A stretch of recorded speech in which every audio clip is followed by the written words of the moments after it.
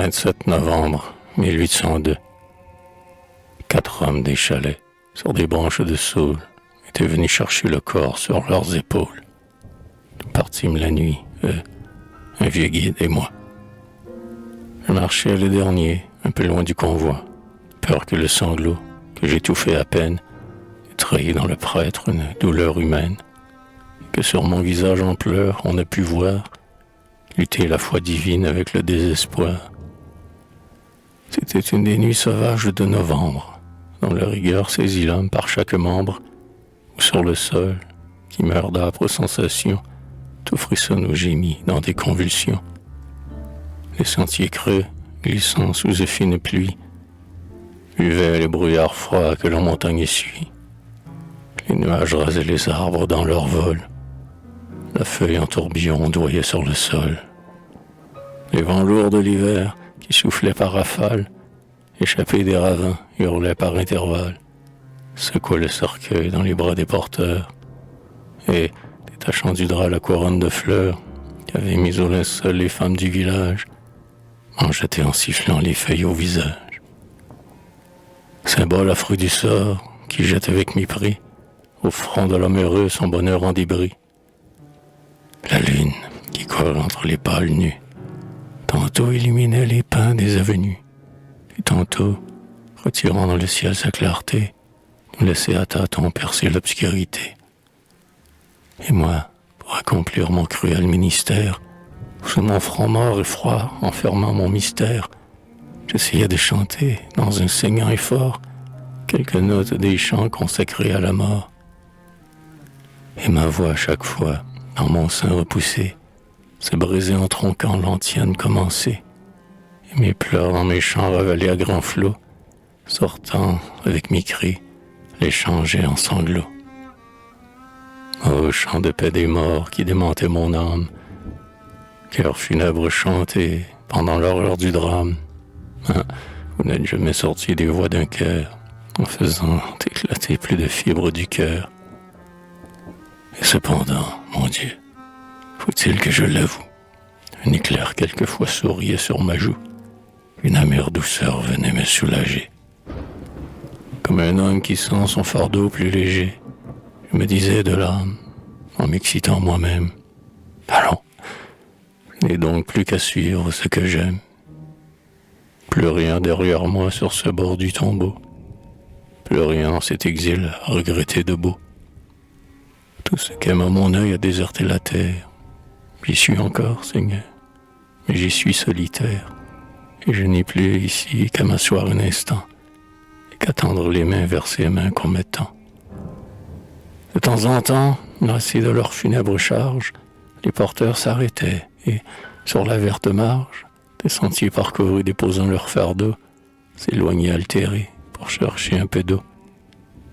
Seul alors, je restais un moment en prière, à genoux, et le front sur le front de la bière, et laissant sur le bois mes lèvres se poser de l'éternel amour chaste et secret baiser. Puis je me relevais et reprenais ma course, comme si j'avais bu moi-même à quelque source. Déjà le crépuscule et son pâle rayon dévoilaient par degrés à mes yeux l'horizon, comme un homme qui voit à demi dans un rêve un fantôme adoré qui dans l'ombre se lève. Chaque place parlait de Laurence à mes yeux.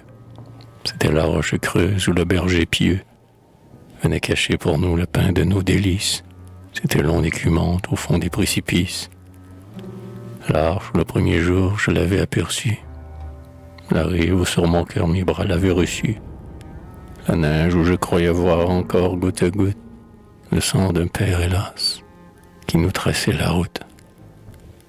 Puis le vallon rempli pour nous de tant de jours, d'innocente amitié, de célestes amours. Un lac rit dans ses eaux comme un tissu de soie, dont les vagues pour nous semblaient bondir de joie. Les 5 chênes sur l'herbe étendant leurs bras noirs.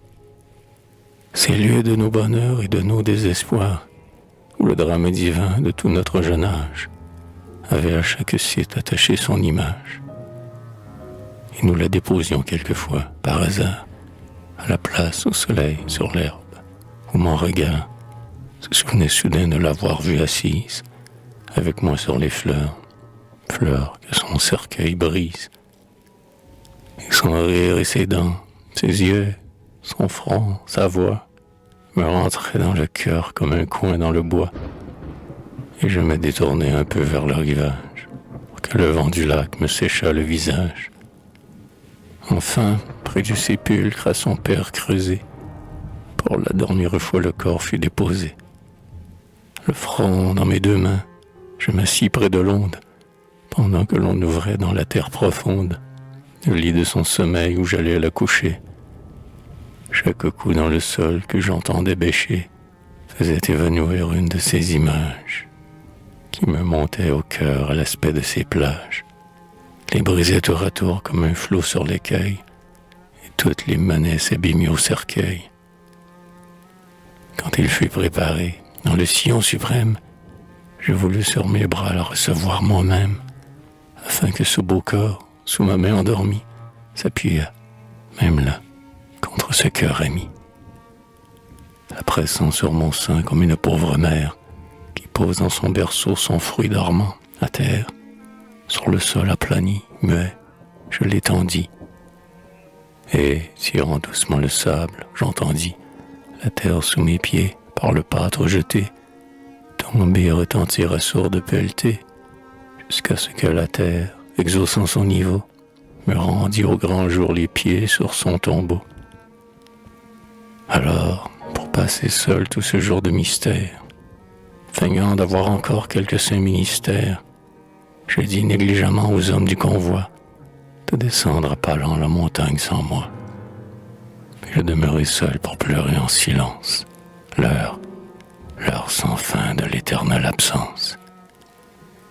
Oh, ce qui se passa dans ces veilles de deuil, entre cette âme et moi couchés sur ce cercueil, ce qui se souleva d'amour et d'espérance, du fond de cette fosse où m'appelait Laurence. Si ma main le pouvait, je ne l'écrirais pas.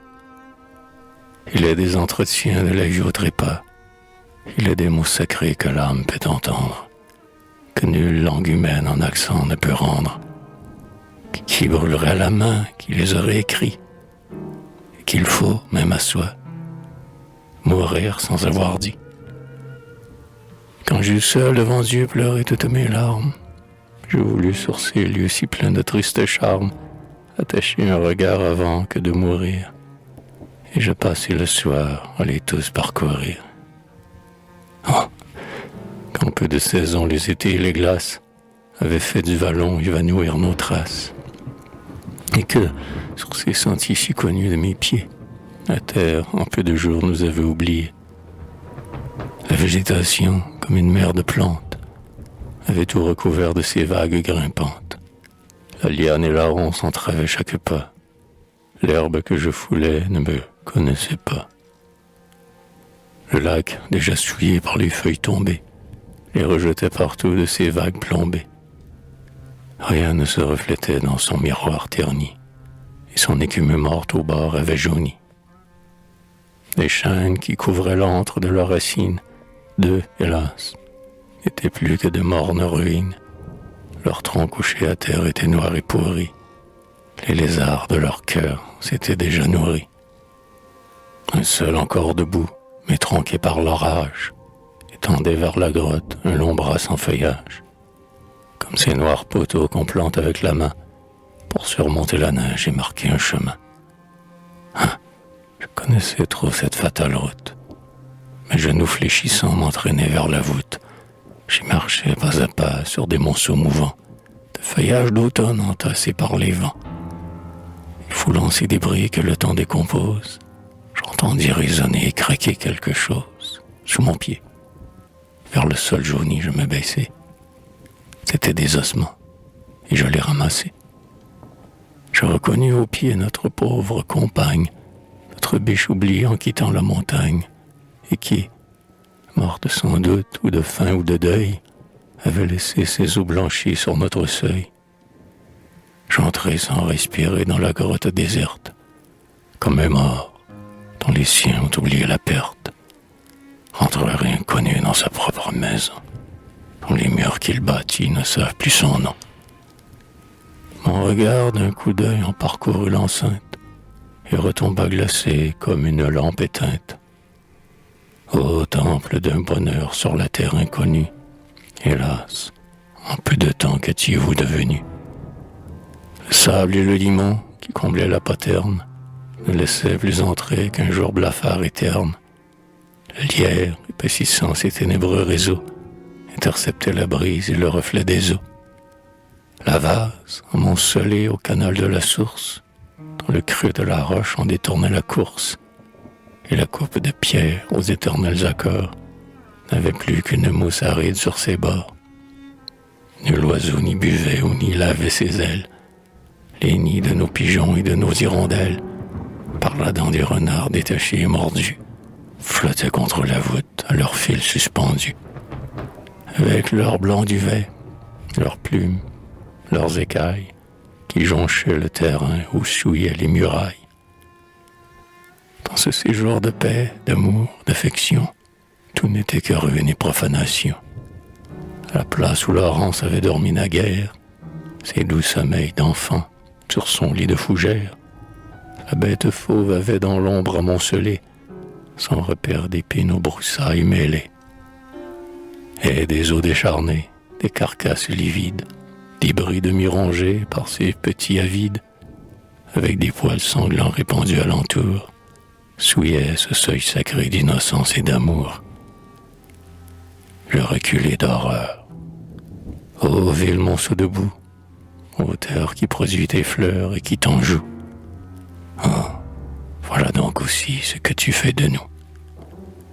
Nos pas sur tes vallons, tu les labores tous. Tu ne nous permets pas d'imprimer sur ta face, même de nos regrets la fugitive trace. Nous retrouvons la joie où nous avons pleuré, la brute souille l'antre où l'ange a demeuré. L'ombre de nos amours, au ciel évanoui, ne plane pas de jour sur notre point de vie. Nos cercueils, dans ton sein, ne gardent même pas ce peu de cendre aimée où nous traînent nos pas. Nos pleurs, c'est eau du ciel que versent nos paupières. En lavant les tombeaux se trompent de poussière. Le sol boit au hasard la moelle de nos yeux. Va, terre, tu n'es rien. Ne pensons plus qu'aux cieux. Je me relevai, fort de ces cris de colère, quand je sortis de l'antre et retrouvai la terre, l'avalanche d'en haut, au lac avait roulé. Un blanc tapis de neige avait tout nivelé.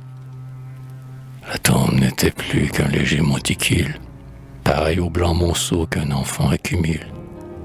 L'ouragan balayait ses ondoyants sillons, et, luttant au-dessus contre ses tourbillons, je l'ai reconnu.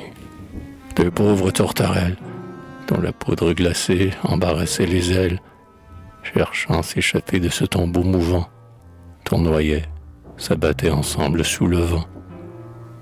J'appelais par leur nom ces oiseaux, nos symboles, mais l'ouragan de glace emportait mes paroles. Puis, sans penser ni voir, je descendis en bas, et comme si du plomb eût entraîné mes pas.